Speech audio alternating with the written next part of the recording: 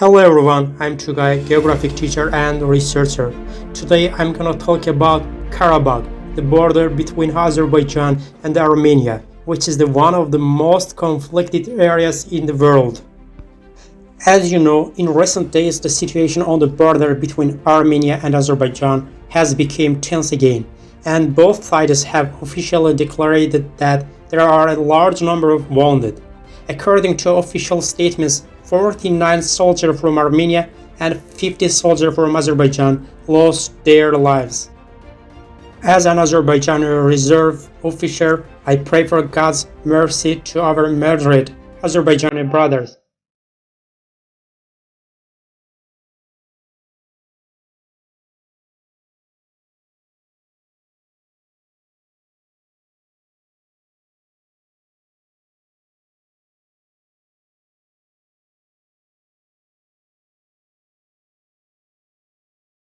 In today's video, I will talk about why Karabakh is so important, who are the interested parties in the Azerbaijan-Armenia conflict. I will also talk about how important and strategic partner Azerbaijan is for Europe and the United States. Also, I'm Azerbaijani. I will try to take a neutral position on this issue and tell only the truth. Now, I would like to go to our video. First of all, I would like to give brief information about the history of Karabakh. The Karabakh region of the Republic of Azerbaijan is one of the oldest human settlements in the world. The name of the Karabakh is derived from the words black and garden. Black, big, cheek is used in the meanings. The term Karabakh was first used in sources in the 7th century. Karabakh as a geographical area, it consisted of the single area connecting mountains and foothills. Highlight the concept of the Karabakh to the part of Karabakh with the intention of separatism in the first quarter of the 20th century. It's a given name. Karabakh region BC first, it was part of the Caucasian Albania in the 7th century. Uti, Sovday, Gargar, Sak, Massaget and the other ethnic groups lived here. In the Karabakh region, Oghuz and Kipchak tribes also settled there later. The Karabakh region was ruled by the Turco-Muslim dynasties of the Sajis, Seljuks, Eldanis, Ilkhanis, Timurs, Karakoyunlu, Akkoyunlu. It was under the rule of the Safavids, the Nadir Shah and the Gajars. Apparently, this region from ancient times until it was usurped by the Russian Empire at the beginning of the 19th century, was a part of different Azerbaijan states. In 1747, the foundation of the independent Karabakh Khanate by Panakhali Khan from Karabakh is said. The residence of the Khanate was located in the Shusha castle. Soon, Shusha city of the Azerbaijan became one of the cultural centers. On May 14, 1805, Karabakh Khan Ibrahim Khan and the representative of the Russian Imperial Kuraksay Agreement was signed between Sisianov. The so-called sworn obligation consisting of the 11 articles with this treaty, the Karabakh Khanate was accepted under the Russian protection. About Armenians is that document, not a single word. Armenians made their first territorial claim to Nagorno-Karabakh in 1980. They put forward during the period of the Republic of Armenia, Ararat, which is the history of the state itself. The land of Azerbaijan was created in the territory of the former Yerevan Khanate. On May 28, 1990, the Armenian parliament adopted a decision on United Armenia, Karabakh, Nakhchivan and declared Kars province as a territory of Armenia. In 1985, when the pro-Armenian Gorbachev came to power, the Armenian separatists they became active again. On February 20, 1988, Council of the People's Deputies of the DQMV, only the extraordinary session held with the participation of the Armenian deputies, adopted a decision on the separation of the DQMV from the Azerbaijan SSR and its integration into the Armenian SSR. Moscow Armenian, instead of the preventing separatism, it fueled it even more. On December 1, 1989, the Supreme Soviet of the Armenian USSR violated the constitution of the USSR on unification of the Armenian SSR and Nagorno-Karabakh was adopted. On September 2, 1991, the so-called Nagorno-Karabakh Republic was declared. November on the 26th, the Supreme Soviet of the Republic of Azerbaijan, Nagorno-Karabakh of the Azerbaijan, he adopted a law on the abolition of the autonomous province. Starting from the late 1980s, Armenia again started making territorial claims against Azerbaijan with the support of the Russia. Ethnic cleansing and separatism started in 1988 and continued until 1994. As a result, 20% of the Azerbaijan's land were occupied. More than 1 million citizens were displaced from their homelands and lived as a refuge for nearly 30 years. What is the position of the international law and the United Nations in this matter?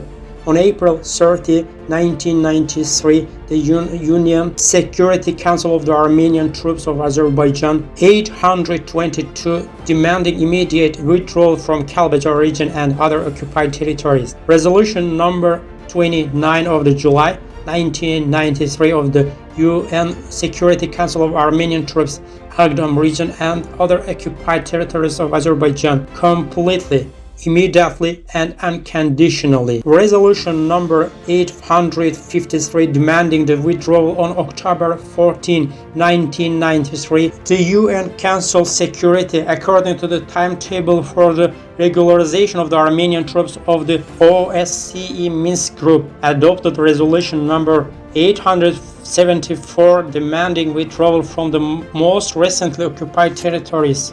1993, in resolution number 884 adopted by the UN Security Council on November 11, Zangala region and the occupation of Horadi settlement, attack on the civilian population and the Republic of Azerbaijan. The bombing of their territories was condemned from Zangilan district and Horadi settlement, and Azerbaijan demand for the withdrawal of occupying forces from other recently occupied territories of the Azerbaijan Republic was done.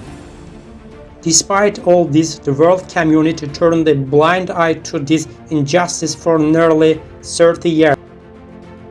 Finally, September 27, 2020 was an unforgettable, painful and joyful day for the people of Azerbaijan.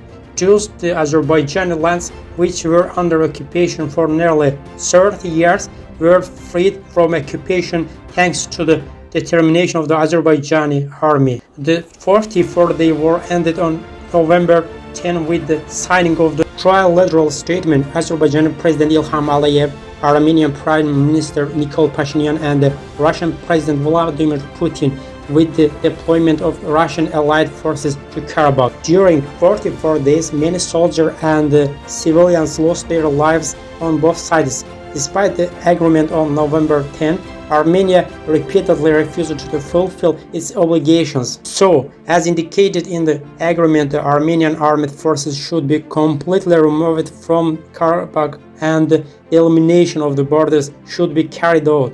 But the Armenian side creates an obstacle to the elimination process by deploying its armed units in this area. The main reason for disputed borders between Azerbaijan and Armenia was that the elimination process was not carried out after the collapse on the USSR.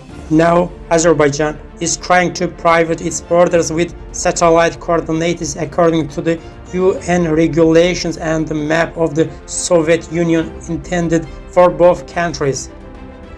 The European Union and America are also very interested in solving this issue.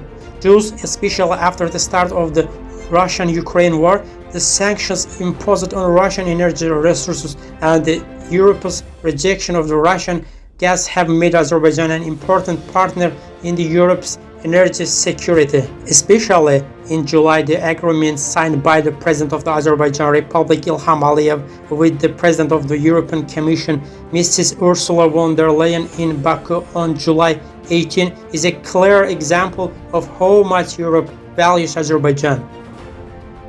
As for Russia, I would like to say that this matter, despite Russia's desire to show itself as an interested party in the resolution of the conflict, it does not seem sincere for the outside. This the peaceful settlement of the conflict will lead the withdrawal of the Russian peacekeeping contingent in 2025, the reduction of the Russia's role in the South Caucasus, and the reduction of the arms sales to both countries. All this is unacceptable for Russia, which is trying to rebuild the Soviet Empire. A lot can be said about this conflict, but in order not to make our video long and boring, I would like to complete my thoughts here. Finally, I would like to mention that friendly neighborly relation with Azerbaijan will be beneficial for Armenia first of all. Thank you for watching our video. Don't forget to subscribe to our channel and like the video so that our videos are continuous.